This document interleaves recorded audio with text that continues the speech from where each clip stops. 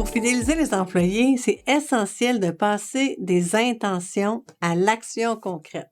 Donc, une approche centrée sur l'expérience des employés et le développement de leur engagement au quotidien, c'est crucial pour augmenter le taux de rétention puis améliorer la performance globale de l'équipe. Je vous présente ici aujourd'hui 3 stratégies clés, chacune illustrée par des exemples. Donc, l'idée, ça va être de les utiliser pour créer un environnement de travail où les employés souhaitent plus rester. Donc, premièrement, mettez en place un programme d'intégration qui est structuré et accueillant. Donc, cette initiative est essentielle. Êtes-vous déjà arrivé à un nouvel emploi sans ordinateur, sans outils de travail, dans une journée où votre patron était même pas là, en trouvant votre première semaine un peu plate, mais en vous disant que le meilleur est à venir? Okay, je veux pas faire sentir personne mal à l'aise, mais soyons honnêtes, ça prend pas grand-chose pour accueillir quelqu'un, donc on pourrait le faire. Un programme d'intégration efficace, aussi simple soit-il, donne aux nouveaux employés les bases pour réussir puis se sentir connectés à l'organisation dès le premier jour. Ça réduit le risque de départ prématuré et ça établit une relation de confiance. C'est sûr que la personne est déjà motivée le premier jour, donc il faut capitaliser là-dessus. Donc concrètement, voici 3 idées qu'on peut implémenter avec simplicité quand même. Donc, premièrement, un programme qui débute dès la décision d'embauche. Donc, préparez un calendrier simple en vous assurant que le bon matériel fonctionnel puis les bonnes personnes sont présents à l'arrivée.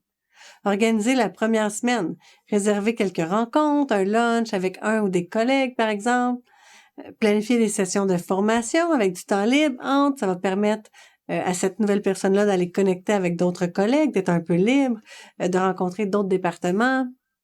Puis si vous êtes vraiment occupé, puisque j'en suis certaine, donc vous pouvez déléguer une partie d'intégration à des membres de l'équipe, un mentor, une collègue expérimentée, il n'y a pas de problème.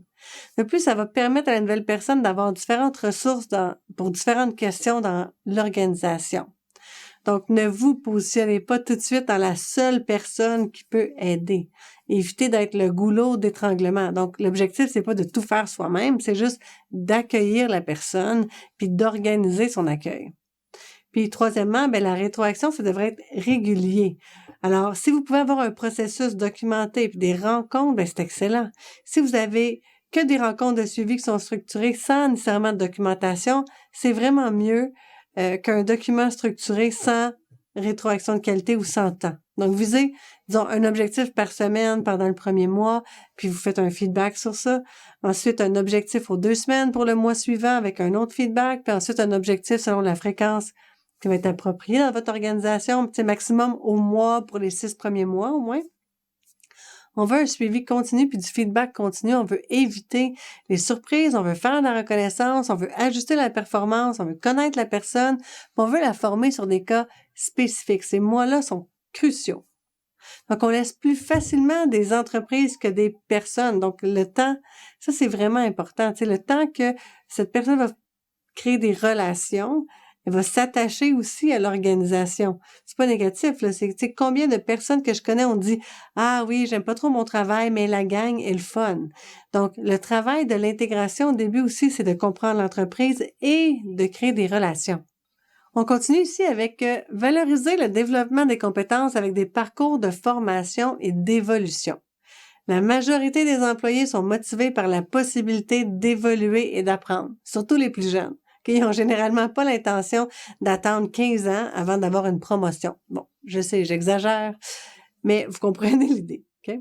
Sentir qu'on progresse, ça va créer de l'engagement. Alors, voici quelques idées pour faire ça concrètement. Alors, premièrement, mettez des formations au calendrier. Si votre budget de formation est limité, offrez un mini-budget pour des formations en ligne ou proposez des formations par les pairs durant lesquelles vous allez offrir le lunch. Donc, sans budget, on est capable d'organiser quelque chose vraiment pour former les gens. Vous pourriez aussi simplement organiser une rencontre une fois par mois pour partager des connaissances, une espèce de lunch and learn. Les gens apportent leur lunch même puis ils partagent des connaissances. Si votre organisation le permet, offrez des plans de carrière personnalisés. On peut avoir l'impression que pour progresser, il y a juste, disons, devenir gestionnaire, devenir manager qui fonctionne. Personnellement, moi, dans mon équipe, j'avais créé des chemins de développement entre des différentes équipes, mais on pouvait devenir spécialiste, on pouvait devenir aussi, évidemment, gestionnaire, mais on pouvait devenir senior. Donc, il y avait différents chemins pour évoluer et progresser. Alors, je vous invite à Utilisez votre créativité, vos équipes de ressources humaines internes aussi pour vous aider à créer des chemins, je veux dire, intéressants pour progresser. Puis un autre élément, ça peut être intéressant de trouver des projets des projets spéciaux qui vont être basés sur des intérêts. Donc, j'avais aussi mis ça en place, puis c'était vraiment intéressant. Il y avait certaines personnes qui avaient des assignations spéciales basées sur leurs intérêts. Ça avait nécessité de récolter de l'information sur les intérêts et les ambitions des personnes, mais c'est une très bonne information à avoir. Puis ces initiatives-là, non seulement ça va renforcer l'engagement, mais ça va aussi enrichir les compétences de chaque employé. Ça va créer encore plus de talent interne, puis ça va augmenter évidemment les chances de rétention.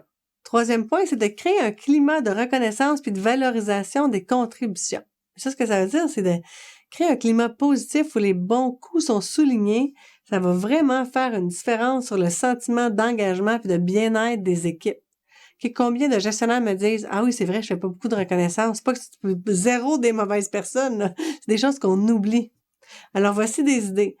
Ça peut aussi être d'offrir plus de marge de manœuvre pour les décisions à prendre ou pour le comment on arrive aux solutions. Donner de l'autonomie, en fait, ça va nourrir le sentiment d'auto-efficacité puis montrer la confiance que l'organisation accorde. Évidemment, ce que je disais en entrée, c'était de reconnaître la contribution par le feedback, mais aussi, par exemple, on pourrait lancer un mur des réussites qui est virtuel ou physique dans une salle ou dans un corridor.